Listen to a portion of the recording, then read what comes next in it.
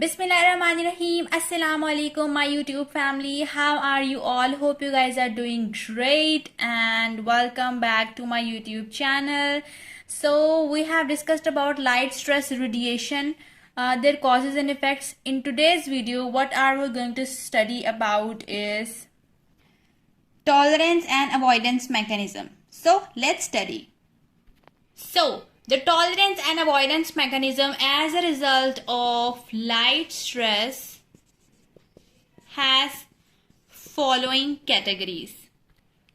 So the first category is resistance induced by metabolites. Now what are metabolites? Metabolites are really important part. They play a very important role in plants, and shortly, metabolites are the things that produce as a result of metabolism. Metabolites are flavonoids. The second metabolite is xanthophylls. And the third one is glucosinolates.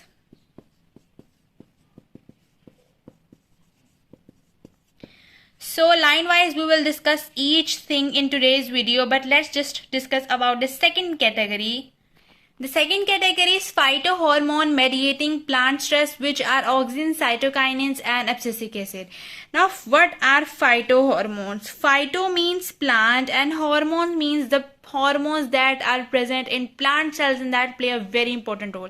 Now let's just take an example of hormone. Hormone is any chemical substance that forms at one place and transfer on the other place and do some functions. Alright, so its formation is in one place and its function is on the other place. That is an example, or that is a definition of hormone. So the hormones that present in plant cells are called phytohormones. So the main phytohormones which play an important role in highlight stress, which are auxins, cytokines and abscisic acid. Normally auxins and cytokines have a role in plant cell elongation and division, but abscisic acid is a growth inhibitor. All right, so but let's see what are their roles in stress mediating plant, or let's just discuss in detail. So let's just discuss about the point number 1, which is regarded about metabolites.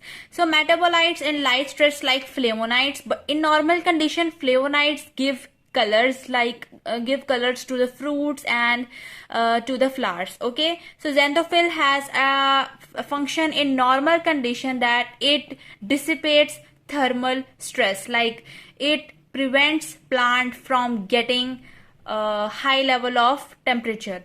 And glucosinolates has also a defense mechanism in normal conditions, but in high light stress conditions they work together, and as their combined effect regulates ROS sequencing, thermal dissipator, inhibits programmed cell death, and they also trigger antioxidant enzyme plus phytohormone signaling. So let's what is ROS sequencing?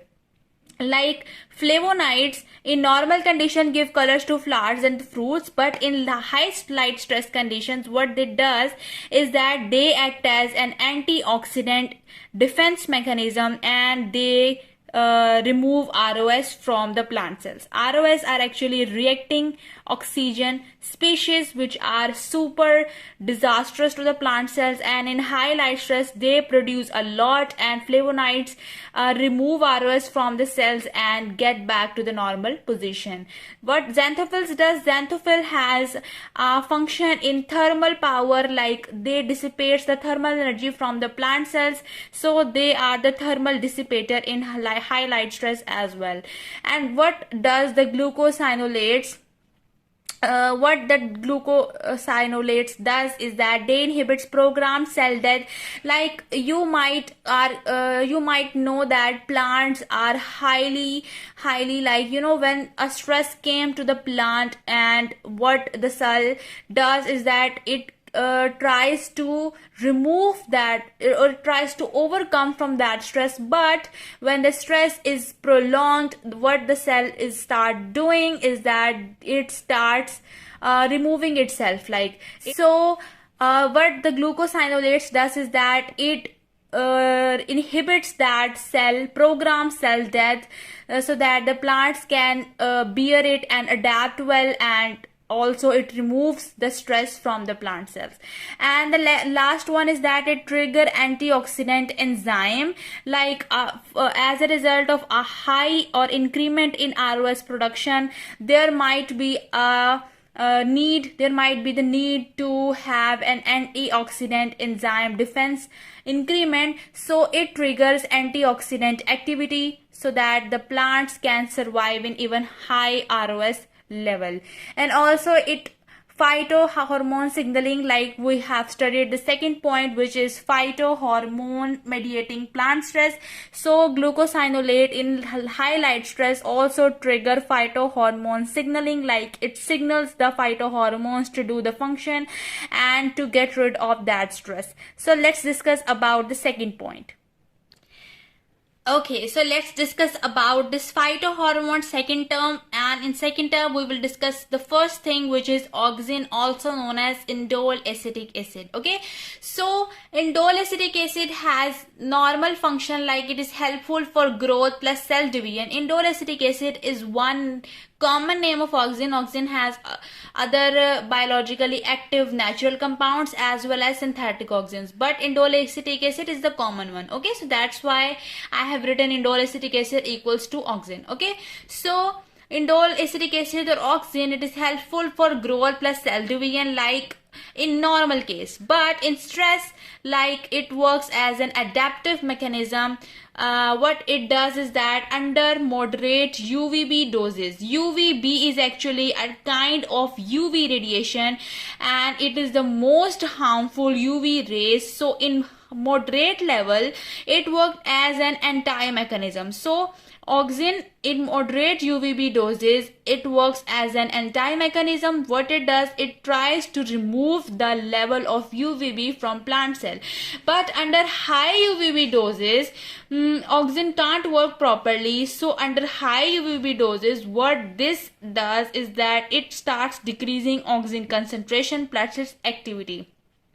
So auxin is only helpful when the UVB radiations are at moderate level, but at high level auxin starts degradation of itself. Okay, so that's how auxin works. It is not a very efficient mechanism. So let's move on to the second phytohormone, what it does. Moving on to the second plant hormone, which is cytokines. So cytokines play a role in plant growth mechanism and development as well in normal as well as in stress condition. Okay, so it has a benefit, like in normal it produces and works well, but in stress condition it also performs the same function. Okay, so but in high level radiation, which directly leads to high ROS production, like reactive oxygen species की concentration high हो जाती है, which directly responds to the high level of senescence.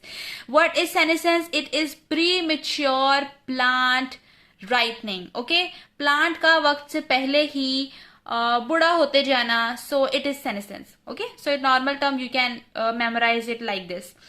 And cytokinin work as an antioxidant defense mechanism in response to all this stress. Okay, so these I have made a flow chart or flow cycle so that you can learn it by heart easily. And also cytokinins has an anti-senescence property. Okay, so mainly two things which needs to be memorized is that cytokinins play its normal role in normal condition as well as stress condition, but stress condition it has an exception in its role, which is that it also performs an anti-senescence activity. The last point towards cytokinins is that under high UV radiation it definitely declines the cytokinins level. So this also happens with auxin and it also happens with cytokinin. Okay, so let's move on to the abscisic acid. What abscisic acid does in high light stress? The last phytohormone is abscisic acid, ABA. It is a universal stress hormone, ubiquitous stress hormone. Like this hormone, no matter what it is going to be present in almost all conditions and in almost all plant cells. Okay, so it is a universal stress hormone. You must remember this as an MCQ. It is an important point. Okay, so this is the one hormone that even in high UV radiations, it is not going to decline, but its level also decreases with the level of UV rays. Okay, so what it does, it triggers stress responsive genes, like it triggers stress responsive genes, and that made stress responsive proteins, and that show phenotypically activity. Okay, so ABA also has a very important function in high light stress irradiation, and it triggers stress responsive genes which trigger stress responsive proteins. Okay, so moving on to the summary, which is that harmful UV rays infect or affect healthy plant and causes damage, either physiological, morphological, or biochemical and genetic. Okay, so it disturbs the healthy plant, but there is a mitigation strategy by the plant which causes improvement either physiologically, morphologically, biochemically, or genetically. We have discussed all these. You can watch this whole video or you can watch the previous video as well, and it triggers the healthy plant to be healthy. Okay, so that's it for today's video. Hope you like it. Till then, stay positive. Allah Hafiz.